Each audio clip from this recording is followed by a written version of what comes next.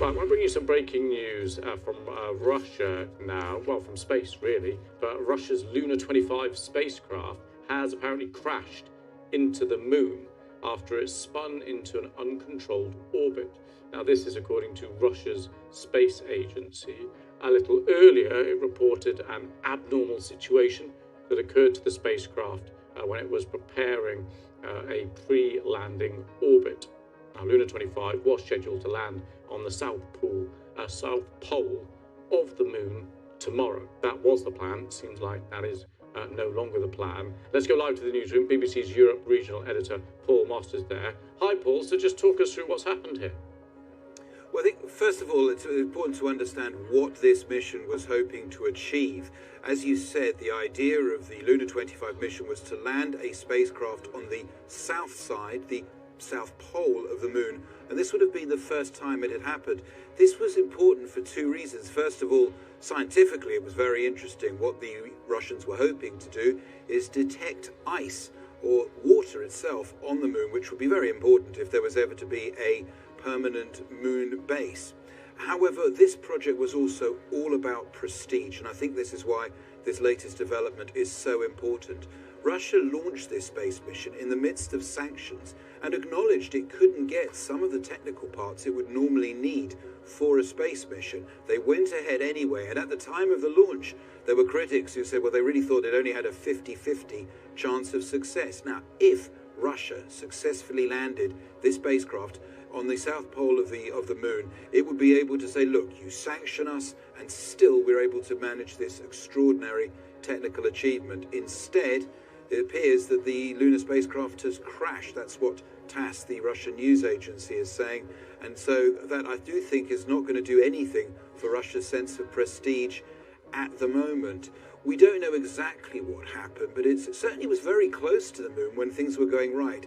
Only on Saturday, the Russian Space Agency was showing off about the success of the mission. It showed some photographs that the spacecraft had taken of a crater on the moon. It was crowing about how already it had been able to analyze some of the chemistry of the lunar surface. And then a few hours later, we were told that just as they were trying to shift the spacecraft into what's called a pre-landing orbit, there was some kind of communication problem.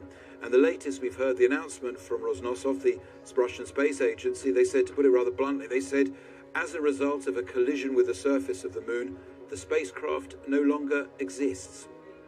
That's pretty final and fundamental, Yeah. I guess.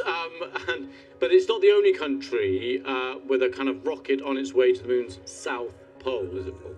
This is the most extraordinary thing about this mission, and indeed the development we've just heard about.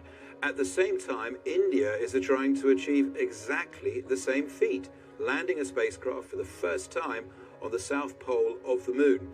Their Chandrayaan 3 spacecraft actually took off, but before the Russian one did, after the Russian one did, and was expected to land on Wednesday.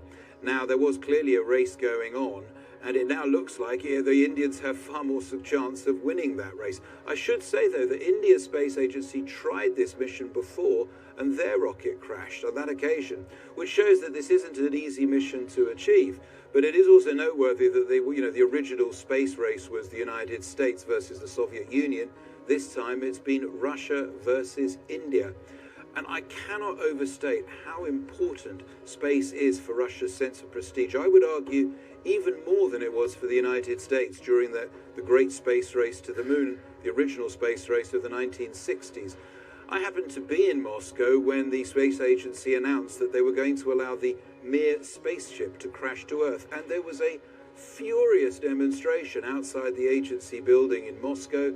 I had a woman screaming in my ear, if we allow our space station to go down, it is the end of Russia. She was speaking, I think, for many in terms of Russia's sense of its abilities, its prestige, the fact that Russia sent the first man into space, Yuri Gagarin, the fact that Russia, people often don't realize this, actually had the first spacecraft to land on the moon in 1959, an unmanned spacecraft. They were desperately hoping to sort of bring back to life that early sense of Russian achievement in space. And so today's news, I think, is a major blow, not just for the Russian Space Agency, but for Russia itself, and indeed for President Vladimir Putin. Okay, Paul, thank you so much for that.